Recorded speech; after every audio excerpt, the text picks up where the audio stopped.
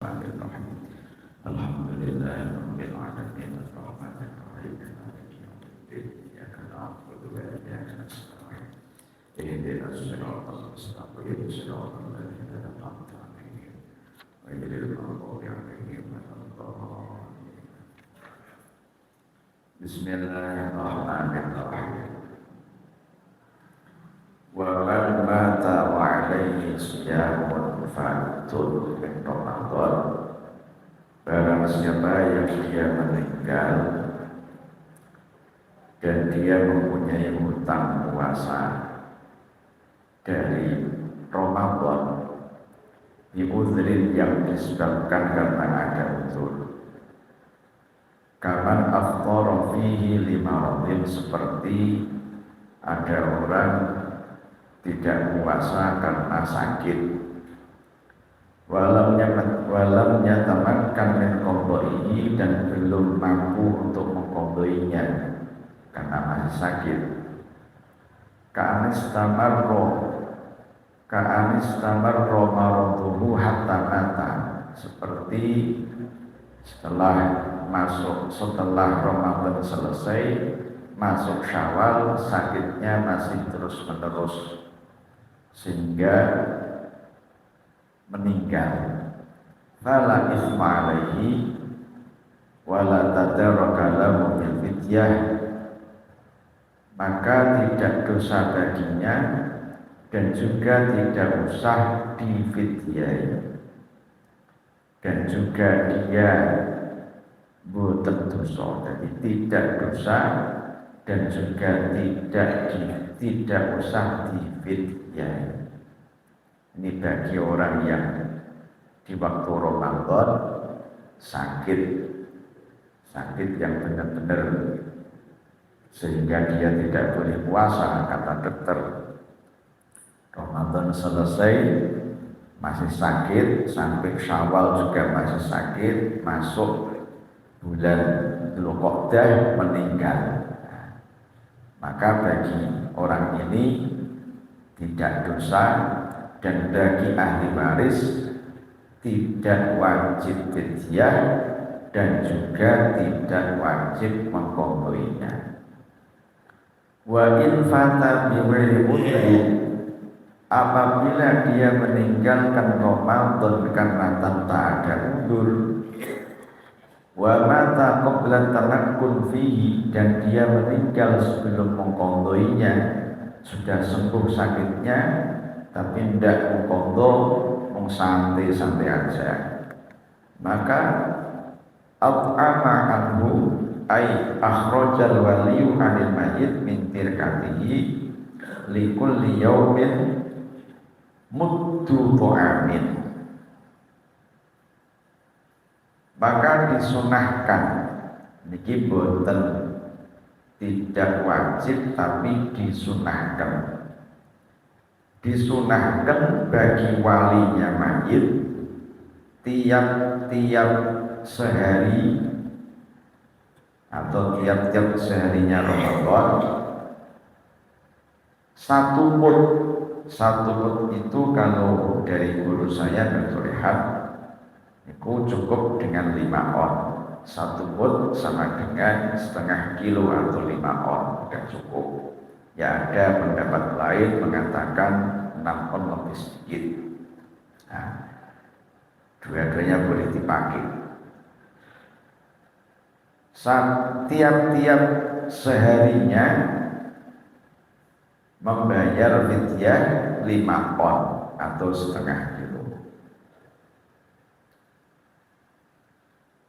Ini tidak diwajibkan tapi disunahkan. Bisa diwajibkan kalau si mayit itu wasiat, umpama aku wasiat padamu, wahai anak-anakku, aku kemarin meninggalkan Ramadan belum tak qadha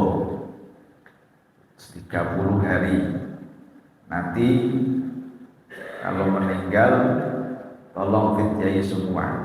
Ini wasiatnya dari si mayit kepada ahli waris, maka wajib bagi ahli waris untuk memfidyainya, untuk memfidyainya sebagai nebus tadi yang sebagai bentuk birrul walidain dan juga kewajiban nindakaken wasiat. Nah, secara asli hukumnya qaul ashah, qaul yang lebih sahih, kalau dia tidak wasiat maka tidak wajib, hanya disunahkan saja, disunahkan bagi ahli warisnya untuk menfidyainya. Atau juga boleh dengan mengqadhoinya, boleh, tidak hanya fidyah saja. Umpama dia terus ahli waris kok orang fakir, tidak mampu untuk beli beras, itu nanti bisa diganti dengan mengqadhoi puasanya, mengqadho puasa untuk yang meninggal. Niatnya, nah misalkan contoh niat nawa itu Soma Ramadhana qadhaan li siapa namanya, misalkan li Umar atau li Abi, misalkan anaknya, saya niat puasa Ramadan qadha untuk bapak saya, boleh. Saya niat puasa qadha Ramadan untuk ibu saya, boleh. Nanti dilaksanakan puasanya seperti biasa. Jadi ini bagi yang dia tidak mampu menjalankan atau mengeluarkan beras 5 on tiap seharinya.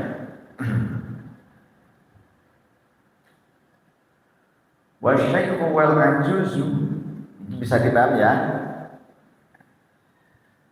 Wasyaikhu wal ajuzu wal maridul ladzi la yurja baruhu idza ajaza kullun minhum 'anis shaum yuftiru wa yut'imu an kulli yawmin muddan.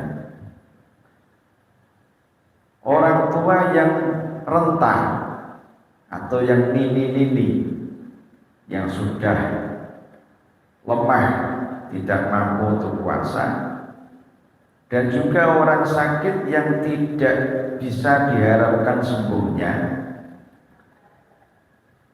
Ini dari harusnya mengetahui penyakit berat tidaknya dari ahli, yaitu dokter. Kata dokter, wah dengan ini sudah banyak komplikasi penyakit, tiap 4 jam harus minum obat, kalau nggak minum obat dut misalkan, atau bisa meninggal. Nah, berarti ini sudah susah diharapkan sembuhnya. Maka boleh tidak puasa Ramadan dan tiap hari mengganti dengan 5 on beras atau sakmut tiap harinya, dikasihkan fakir miskin. Wala yajuzu ta'jilul muddi qabla Ramadan. Di waktu memberikan mud atau memberikan beras tiap harinya 5 on tadi, tidak boleh diberikan sebelum masuk bulan Ramadan. Tidak boleh. Wa yajuzu ba'da fajri kulli yawmin, dan boleh diberikan tiap paginya di bulan Ramadan atau fajar sotiknya di tiap-tiap bulan, di tiap-tiap hari dalam bulan Ramadan. Jadi umpama Pak Umar ini sebelum Ramadan masuk Sya'ban penyakitnya berat, sudah tidak ada harapan sembuh, tidak boleh terus ini fidyah untuk bapak saya 30 hari penuh diberikan sebelum masuk Ramadan, maka tidak boleh. Tapi kalau diberikan tiap harinya 5 on, besok 5 on lagi boleh, sampai nanti malam Idul Fitri ya. Nah, biasanya panjenengan kalau biaya orang tuh memberikan berasnya kapan? Pas mungkin yang pernah kejadian, mungkin kiai mbah-mbah yang sudah meninggalkan puasa, biasanya fidyahnya diberikan pas hari raya atau pas puasa Ramadannya, apa mungkin jauh-jauh setelah puasa Ramadan masuk ke bulan Dzulqa'dah. Apa? Malam hari raya. Ciroto langsung 30 ya. Ya, enggak apa-apa, boleh juga.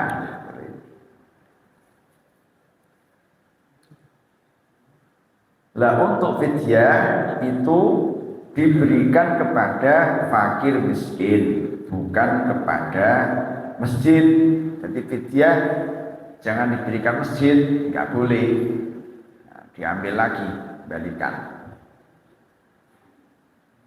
Wal hamilu wal murdi'u in khafata ala anfusihima dararan yalhaquhuma bis-shawm kadhararil maridi afqarata wa wajaba alaihimal qada'u.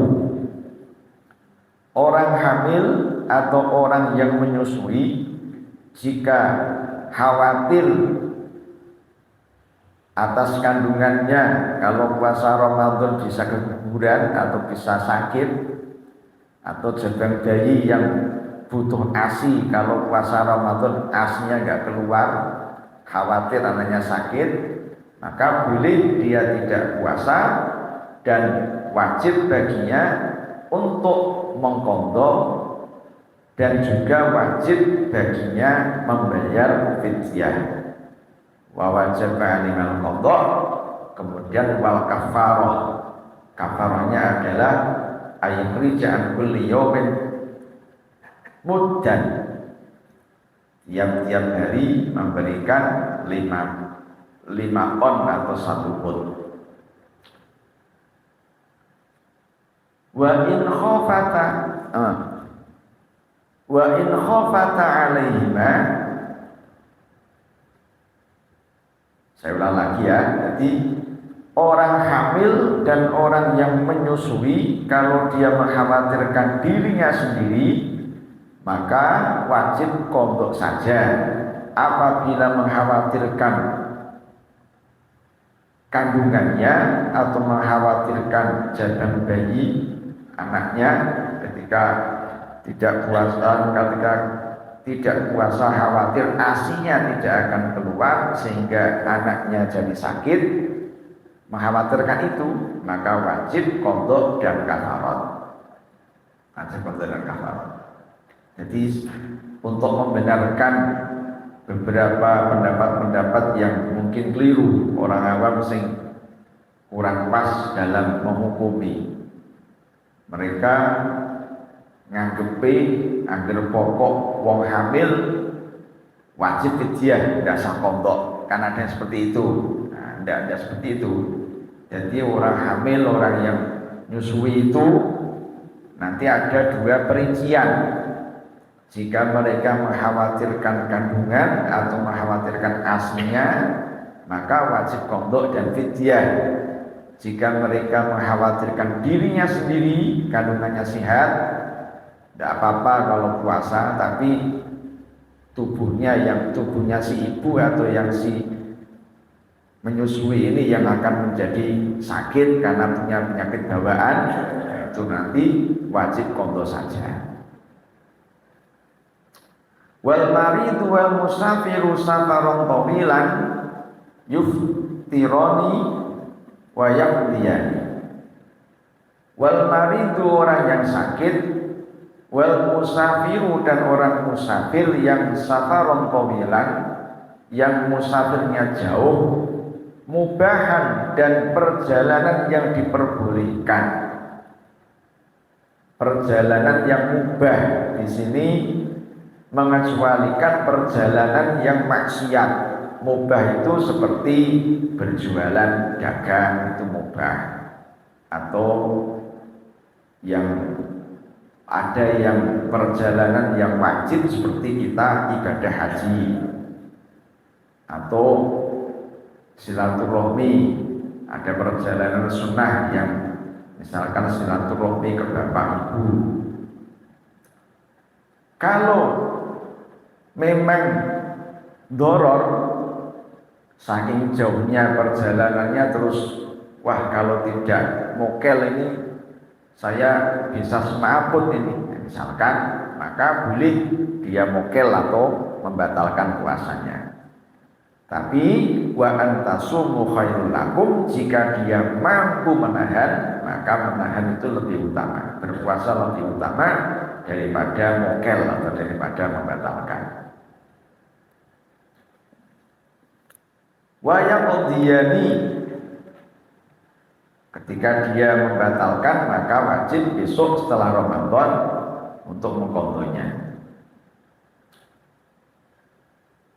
Dan juga mengecualikan tadi yang dibahas safar mubah. Saiki contoh perjalanan yang haram atau yang maksiat, yang dari rumah niatnya sudah ingin maksiat, umpama perjalanan karena ingin ngerampok dari Semarang ke Jakarta, ingin ngerampok, ingin mencuri, ingin ngapeli wanita yang tidak halal, tidak istrinya misalnya. Anak muda pacaran ketemu di mana, Jakarta umpama, di tempat-tempat yang sepi, tidak ke rumah orang tuanya tapi janjian di luar. Ini kan juga maksiat bersafar. Tidak boleh orang-orang seperti ini yang dia maksiat untuk mokel atau membatalkan puasanya, haram membatalkan puasanya. Dan juga tidak boleh jamak qashar. Jamak qashar enggak boleh, mokel pun enggak boleh. Mokel itu membatalkan puasa, Mas. Atau orang-orang yang melarikan diri dari hutangan. Pak Umar hutang kepada Pak Harno, jatuh temponya awal Ramadan 10 juta. Pak Umar sudah punya uang 10 juta lebih, tapi tidak segera nyaur kepada si Pak Harno, malah pergi jauh ke Jakarta. Umpama pengen rekreasi atau lain-lain, tanpa seizin yang mengutangi, tanpa seizin Pak Harno tadi. Maka Pak Umar ini perjalanannya termasuk perjalanan maksiat. Dia tidak boleh mokel ketika puasa Ramadan, tidak boleh membatalkan puasa, dan juga tidak boleh jamak qashar.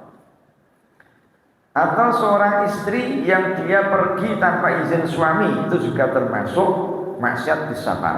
Maksiat orang yang musafirnya bisafar, maksiat bisafar. Tidak boleh jamak qashar, tidak boleh mokel. Kecuali kalau dapat izin, ya tidak apa-apa. Atau yang dari mengutangi tadi dapat izinnya yang mengutangi, tidak apa-apa, itu tidak ada bayarnya juga tidak apa-apa. Walil maridi ingkana maradhu mudbikon talqun niyah minal lail. Bagi orang yang sakit di bulan Ramadan, yang sakitnya terus menerus, mulai dari subuh sampai maghrib mesti panas terus menerus, tidak sembuh-sembuh, maka malam harinya boleh tidak niat berpuasa, paginya langsung raposo boleh. Ini penyakit yang mudbikon, terus menerus panasnya. Tetapi kalau wa illam yakun mudbikon, apabila penyakitnya tidak terus menerus, kamalokana yahummu waqtan tunda waqtin wa kana waqtu syuru' fi shaum mahmuman falahu tarkun niyah wa illa fa'alaihi niyah lailan. Apabila sakitnya tidak terus menerus, umpama terkadang nanti panas, terkadang sembuh, terkadang panas lagi, sembuh lagi, maka ditafsir, diperinci, hukumnya diperinci. Kalau yakin nanti mulai subuh atau mulai dia menahan diri puasa panas, panas, maka boleh bagi dia untuk berniat tidak puasa. Tapi kalau masih ragu-ragu, wah kadang nanti panas, kadang nanti tidak. Dimulai dari pas subuhnya pas tidak panas atau pas dia tidak sakit, maka malamnya harus wajib niat berpuasa Ramadan. Adapun nanti ketika pas waktu niat puasa Ramadan paginya tidak panas, ternyata siang-siang hari panas sekali sehingga dia tidak mampu menahan, maka boleh untuk membatalkannya. Tapi harus niat dulu berpuasa. Perpanjangan masalah, ada orang punya sawah yang lebar, pas puasa Ramadan ngedos, tahu ngedos lagi? Ngedos niku kan berat niku, kayak panas Ramadan ngedos sawai saitar, wah dewean kan mesti, ya berat. Bolehkah dia malam hari langsung tidak niat puasa? Enggak boleh. Malamnya tetap harus niat untuk berpuasa. Tapi kalau nanti siangnya kok ketika dia berusaha menahan diri kuat mergo saking kathahnya, saking lebarnya itu, terus akhirnya dia mokel, enggak apa-apa, boleh. Tetap niat dulu, kalau nanti tidak mampu boleh dia mokel.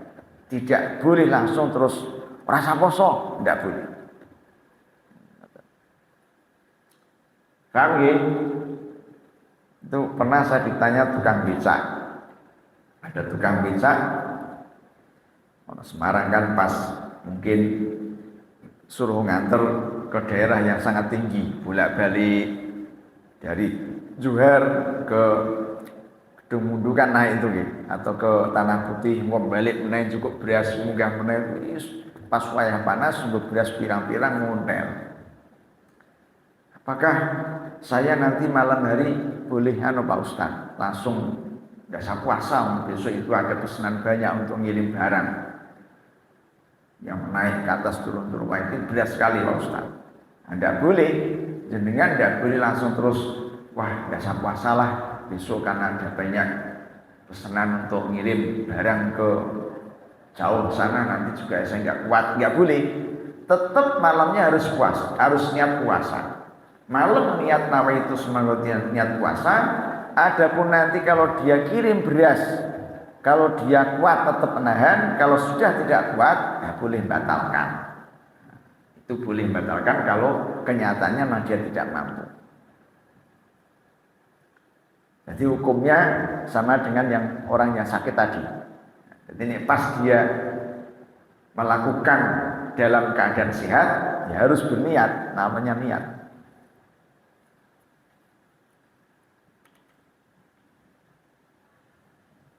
Kemudian barang siapa yang dia melakukan perkara wajib seperti puasa Ramadan atau mengqadha puasa qadha atau puasa kafarat yamin, apa kafarat zihar, apa kafarat orang yang jima di bulan Ramadan. Kan dulu pernah saya terangkan kalau pas Ramadan puasa kok kumpul dengan istri, di samping puasanya batal, wajib harus ada denda atau ada kafarat puasa 2 bulan berturut-turut. Nah ini umpama selesai Ramadan dia mengqadha, pas di waktu mengqadha Ramadan ngepasi ada saudaranya yang resepsi pernikahan. Datang dia ke tempat resepsi, terus batalke mergo bungahke tamu yang mergo bungahke yang di rumah, boleh tidak? Nah, di sini dibahas orang yang sudah berniat melakukan perkara wajib tidak boleh membatalkan puasanya kecuali apabila ada uzur yang benar-benar kepepet sekali. Uzur syar'i seperti sakit, maka tidak boleh kalau jenengan pas qadha Ramadan nyumbang tonggo resepsi terus melu mangan nggak boleh, haram. Ya ngomong, Pak, maaf saya ini puasa qadha Ramadan. Ngoten. Nek puasa sunah nggak apa-apa. Kalau puasa sunah jenengan batalke gak apa-apa. Poso Senin ngepasi resepsi wis ngono sing di omah wis kadung nyiapke makanan mongso lagi dijarekan sakit nggih ngecewakan. Nggak boleh ndak apa-apa karena puasa sunah. Tapi nek puasa wajib ndak boleh. Qadha kan wajib ndak boleh. Walaupun mengkodoknya itu mengkodok yang sebelumnya ada uzur karena sakit. Ada mengkodok yang wajib saknalika dikondok. Ada orang mengkodok yang santai-santai aja nggak apa-apa. Kalau dia meninggalkan puasa Ramadan tanpa ada uzur, tidak ada sakit, tidak ada uzurnya lain, kok dia terus tidak puasa, wajib mengkodok saknalika. Nanti setelah Syawal, tanggal 1 Syawal selesai, tanggal 2 wajib mengqadha, harus fauri dengan bersegera, tidak boleh ditunda-tunda. Kalau dia meninggalkan puasa Ramadannya tidak ada uzur. Kalau dia ada uzur karena sakit, nah, tidak harus nanti tanggal 2 langsung mengqadha, tidak harus. Nanti nunda dulu setelah habis hari setelah kupatan aja, hari raya kupat aja, boleh, tidak apa-apa. Nah, ini walaupun mengkondonya karena ada uzur, kalau dia sudah niat mengkondo, sudah masuk menahan diri untuk melaksanakan puasa kondo, tidak boleh membatalkannya, kecuali kalau sakit atau uzur yang berat. Nah, sama dengan sholat wajib. Sholat wajib, dengan pas sholat wajib atau sholat fardu duhur, fardu asar, udah 1 rakaat Allahu Akbar. Tamu datang, bel-bel tetet, wah tak batal ya? Tidak boleh, haram. Tidak boleh. Kan ada caranya toh, kalau ada tamu datang itu. Kalau ada tamu datang kita pas sholat dengan cara dikeraskan bacaannya. Jangan batalkan haram. Kecuali ada uzur yang syar'i, umpama gempa, kados ini gempa nggih. Kapan kemarin Jumat tadi agak kecil nggak besar. Ada orang sholat di masjid, gempanya sampai besar. Gini orang batal kira melayu wah kembrekan itu. Nah, maka boleh karena ada uzur syar'i, dia boleh batalkan lari itu. Andai kan tidak dibatalkan pun tidak apa-apa. Tidak dibatalkan terus dia sholatil khauf. Sholatil khauf kan ada dulu pernah saya terangkan. Sholat karena ada bahaya. Dibatalkan boleh, tidak pun tidak apa-apa. Tapi ada caranya. Misalkan sampai jamaah di masjid, gempa, khawatir kejatuhan material, Anda pas jamaah. Itu caranya jangan langsung lari teruskan sendiri, nggak boleh. Harus mufarokoh dulu, karena kan tadi jamaah. Harus mufarokoh dulu, mutus jamaah. Terus lari, cari tempat yang aman, teruskan sholatnya. Boleh, tidak batal. Terus gerakan panjenengan sing melayu itu kan beberapa gerakan itu tidak termasuk gerakan yang membatalkan sholat. Karena ada undur namanya, tidak dihitung. Seperti itu. Tapi harus mufarokoh dulu. Nah, enggak mufarokoh langsung lari ya batal. Imam masih dalam, dia tidak mufarokoh langsung keluar teruskan sholatnya tanpa mufarokoh, batal sholatnya. Paham ya? Ada orang rumahnya di pinggir kali. Kalinya banjir bandang. Dengan pas kiambaan enggak jamaah, pas sendirian jamaah sholat zuhur. Boleh dibatalkan, pun juga boleh tidak dibatalkan. Nek tidak dibatalkan, langsung lari, cari tempat aman, teruskan. Tadi rakaat berapa? 2. Al-Fatihah belum selesai. Ulang lagi Fatihahnya. Itu. Tetapi jangan ngomong kalau pas dengan lari itu ketika sholatil khauf, jangan ngomong dengan yang lain. Pak Yusuf mana? Aku mau melayu ini, mau cari tempat untuk ruske sholat. Pas dengan sholatin untuk sarakaat itu batal. Mereka jenengan tadi ngomong karo kanca. Atau diundang muni he. Rendi, kamu ijo ya. Diundang. Pak Yusuf, ya. Nah, itu batal. Karo ngomongi. Walaupun tidak ngomong langsung banyak. Maka iya niku juga balesi renggone mukhatab. Atau misalkan ada orang wahing. Jadi kan pas lari orang wahing alhamdulillah. Wis ya Allah. Itu juga ngomongi, tidak boleh. Bisa batal. Sidatil khauf. Ya menang ora sami nundungake ya rahmukallah. Ya rahmukallah itu pada karo ngomongi. Semoga Allah memberikan kamu rahmat. Kan berarti ngomongi yang wahing. Nek dalam kitab ada solusi biar gak batal, tetap mendoakan domirnya ka mukhatab diganti domir ghaib dadi hu. Wis terbiasa dengan mendengar orang karo dia wahi alhamdulillah mendoakan pas sidatul khauf dengan lari mencari tempat aman itu nanti mendoakannya jangan yarhamuka tapi yarhamuhullah. Yarhamuhullah.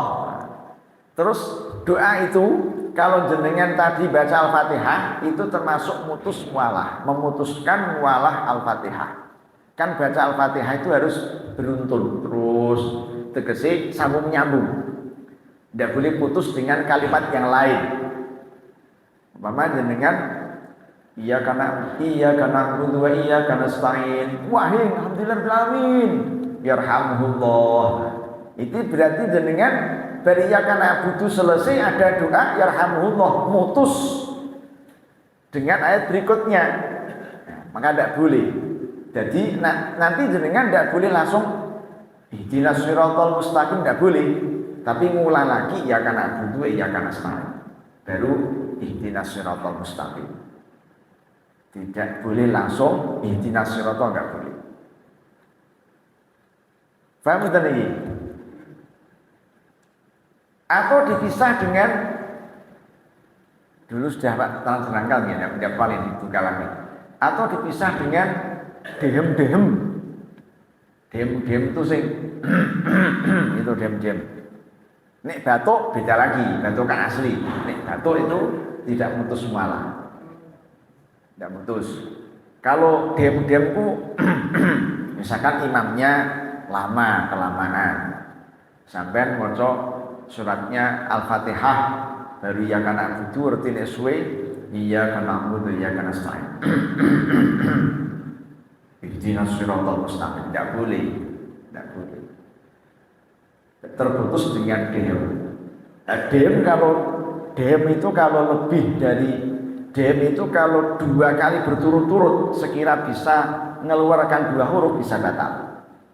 Sak huruf, nek 2 huruf itu dehem yang 2 huruf tanpa ada jeda yang berturut-turut langsung ngoten batal salat. Batal. Jadi nek dehem ya jangan 2 kali berturut-turut sekali aja. Dan niatnya tidak bermain, niatnya mungkin kalau serak bisa tok ngoten mawon. Serak. Iya karena budu wa iya karena stain. Diulang lagi ya karena butuh, jangan ihdinas siratal mustaqim, tidak boleh. Iya karena butuh, iya karena stain. Mana pun ya, di depan aja. Bismillahirrahmanirrahim. Alhamdulillahirabbil alamin. Arrahmanirrahim. Serah. Ar-Rahmanir-Rahim lagi diulang. Ar-Rahmanir-Rahim. Maliki yaumiddin. Jangan Maliki yaumiddin, jangan. Ar-Rahmanir-Rahim. Malik yaumiddin, enggak boleh. Itu bisa batal. Bisa kalau dia tidak ngulang Al-Fatihahnya lagi itu kurang 1 rakaat. Enggak nambah berarti batal salatnya. Karena wajib walah dalam baca Al-Fatihah berturut-turut, tidak boleh diputus antara satu ayat dengan ayat yang lain dengan kalimat yang lain. Kecuali dipisah dengan maslahah dalam sholat yaitu baca amin. Nah diputus dengan baca amin tidak apa-apa. Umpama pas taraweh imamnya sholatnya cepet Al-Fatihahnya. Panjenengan sepuh-sepuh udah bisa cepet. Iki nek macaku ngenteni imam rampung waladhdallin. Dene engko macane kulhu sambekan langsung rukuk. Wah, aku ra kuat kira nyanda Al-Fatihahku. Akhirnya jenengan membaca bareng dengan imam kan tidak apa-apa, boleh. Boleh. Itu solusi terbaik bagi makmum yang batiul qiraah yang tidak bisa baca cepat, khawatir nanti Al-Fatihahnya gak nyanda kedarung ketinggalan imam. Itu solusinya membacanya di belakangnya imam. Imam maca, Anda baca. Lah kok umpama saking cepatnya imam baca Al-Fatihah jenengan nungguri melu nusuli gak nyanda. Imam Fatihah sambekan jenengan lagi iya karena budu imam sudah waladhdallin. Kan saged nonton niku mergo cepete imam jenengan macane pelan-pelan. Imam wis waladhdallin. Sampeyan baru iya karena budu iya karena stain. Maka nanti disunahkan baca amin. Jawabi waladhdallinnya imam itu. Amin, baru baca amin nanti teruskan ihdinas siratal mustaqim boleh. Iyyaka na'budu wa iyyaka nasta'in mandek waladhdallin. Amin, ihdinas siratal mustaqim. Teruskan boleh, tidak apa-apa. Karena amin ini termasuk masalah dalam sholat. Terputusnya bacaan ayat Fatihah dengan dipisah amin itu tidak memutuskan mualah. Maka tetap sah sholatnya. Langsung teruskan aja bacaannya. Tapi selain amin, ini hati-hati. Yang kalau batuk termasuk udzur, maka tidak apa-apa. Batuk asli ya nih, bukan batuk dhewe lho, bukan gai-gai dhewe lho. Batuk asli itu tidak mutus mualah. Iyyaka na'budu wa iyyaka nasta'in. Batuk tenan iki, ora digai-gai. Langsung ihdinas sirata ndak apa-apa. Iyyaka na'budu wa iyyaka nasta'in. Ihdinas siratal mustaqim. Batuk meneh. Boleh ndak apa-apa. Pinek dem aja. Dem kan gai-gai dhewe dem. Tidak yang asli. Nah, ini kan juga masalah yang sepele tapi banyak nggak tahu. Gue kalau nggak diilmuni nggak tahu. Yang sering itu diam. Imamnya serak, dia ngoten, terus ke ayati. Itu tidak boleh itu. Jenengan tahu harus mufarokoh. Nggak mufarokoh batal sholat jenengan. Contoh imam baca Fatihah. Bismillahirrahmanirrahim. Alhamdulillahi rabbil alamin. Ar-Rahmanirrahim. Harusnya kan diulang lagi Ar-Rahmanirrahim. Dia langsung Maliki Yaumiddin. Terputus dengan dihem. Jenengan tahu kalau terputusnya itu bisa membatalkan mualahnya Al-Fatihah. Harusnya dia ulang, tidak ulang. Sampai nanti tidak ngulang, wajib mufarokoh karena itu bisa membatalkan sholat. Fatihah tidak sah, maka sholat tidak sah. Wajib mufarokoh. Hati-hati aja, saya niat mufarokoh mutus iman. Mergo macane Fatihah ora dipisah dhewe ora gelem baleni meneh sangka kalimat yang dia tadi berhenti. Aten Pak. Paham ya? Itu udzur, itu kalau tidak bisa nahan, aslinya kan bisa ditahan toh Pak, dari sini kan bisa ditahan. Nih batuk kan juga kadang bisa, tapi itu kadang nggak bisa ditahan, tidak bisa ditahan keluar sendiri, itu udzur. Tapi kalau bisa menahannya, maka tidak termasuk udzur. Bisa menahan mandek pin wahid mandek sih kan iso. Atau dikeluarkan tapi tidak suara kan juga bisa. Nek watuk beda, watuk iki nek wis kadung gatel kan piye nahan. Nah. Jadi sudah tidak bisa nahan kok metu, nah itu udzur, maka tidak apa-apa. Iya, dilanjutkan. Jadi kalau sudah tidak bisa nahan kalah dengan itunya, nanti iya kan itu wajib wis ra iso nahan kok ihdinas siratal boleh. Ini bisa nahan, nggak boleh, harus diulangi ya karena betul lagi.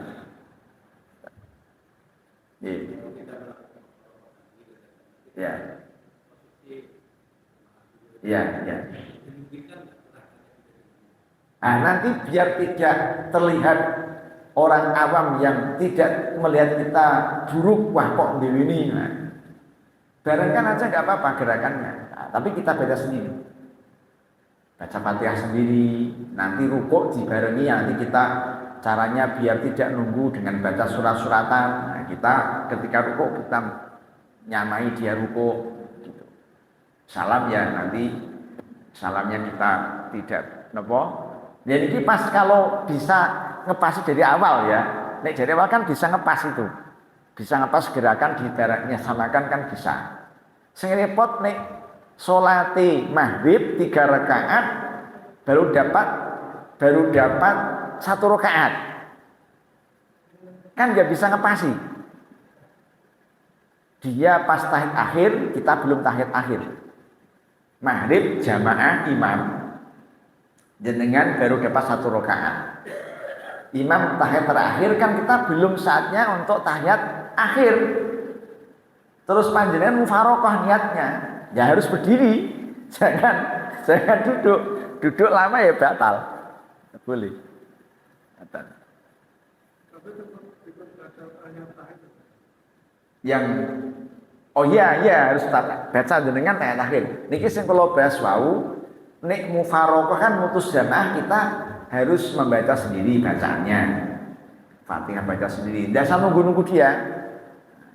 Man kalau kita mau ngepaskan gerakan kan nggak apa-apa ngepaskan gerakannya kita baca sendiri. Salam juga salam nanti barengi juga tidak apa-apa. Nah, sing repot nek tidak pas dari awal. Pas kita belum saatnya duduk tahiyat, tadi mufaroqah. Imam saatnya tahiyat akhir. Nah, ngoten niku jenengan enggak boleh duduk. Karena mufaroqah loh ya. Ini yang mufaroqah loh mutus jamaah loh nggih, mboten yang lainnya loh. Dia niat mutus jamaah. Misalkan bacaannya mungkin tidak fasih. Maghrib jenengan pas musafir melu jamaah di daerah kidul, daerah Boyolali itu kan kalau membaca itu kan kadang cocok pakai tajwid. Robil ngalamin, robil a, robil nga. Kadang gue mau coba ar-Rahmanir Rahim dibaca ar-Rahmanir Rahim. H dibaca K.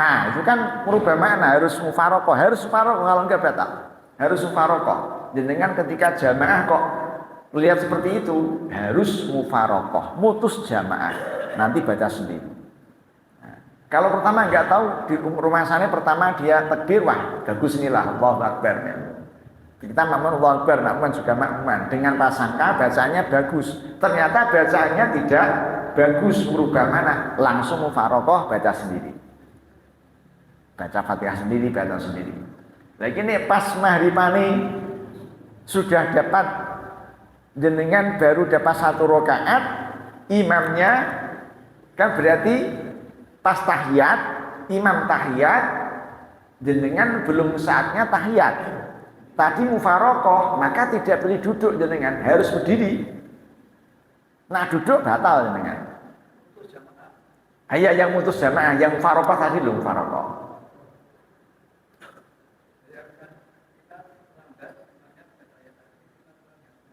Loh, berarti jenengan orang mufaroqah toh, beda lagi. Ini kan orang yang mufaroqah.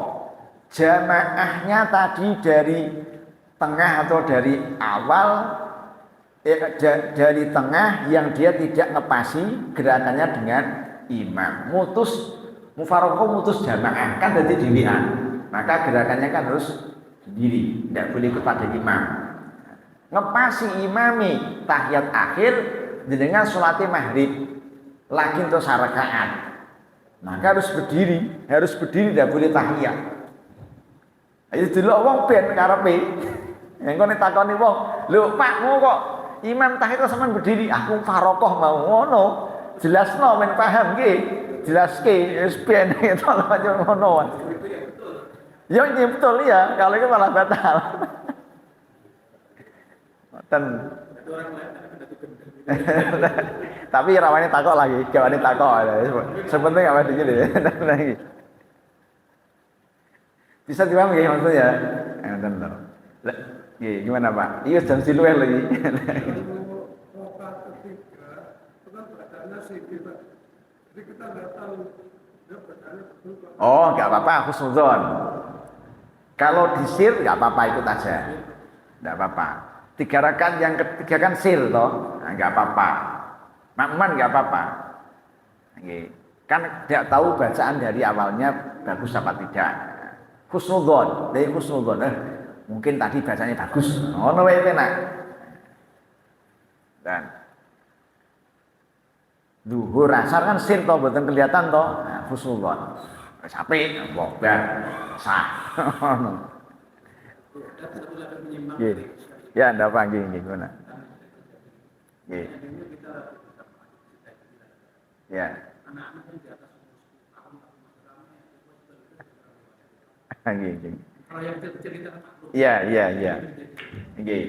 Kudune yaitu wajib bagi yang sing sepuh kudu ngandani. Jadi nanti pengurusnya kudu ngandani. Kalau umpama yang bapak-bapak ibunya tuh yang membawa anak itu loh. Iya, itu aja dikasih tahu. Jadi yang tidak bisa mengkondisikan putra tidak usah dibawa ke masjid, nanti aja. Bilang gitu aja. Nih bisa dibawa, silahkan dikondisikan, nanti dijejeri oleh bapak ibu ini biar tidak bapaknya jadi bapak ini biar tidak rame. Di sini memang silang banget toh. Kadang waduh cacile orang ada sholat tarawih malah do wah sih ora konsentrasi cepet kowe ning rasa kesuwen lah malah tertira. Itu gitu aja Pak, nanti yang pengurusnya bilang gitu aja tulisi itu.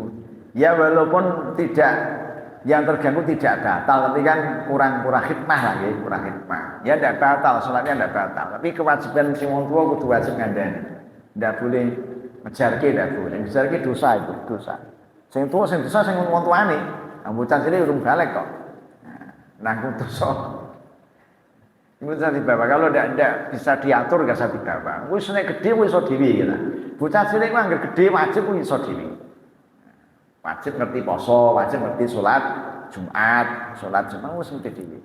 Mungkin nek jenengan melatih yang memang dia bisa diatur nggak apa-apa. Bon, matamyin, semoga berkah dan manfaat. Subhanakallahumma wa bihamdika asyhadu an la ilaha illa anta astaghfiruka wa atubu ilaik. Assalamualaikum warahmatullahi wabarakatuh.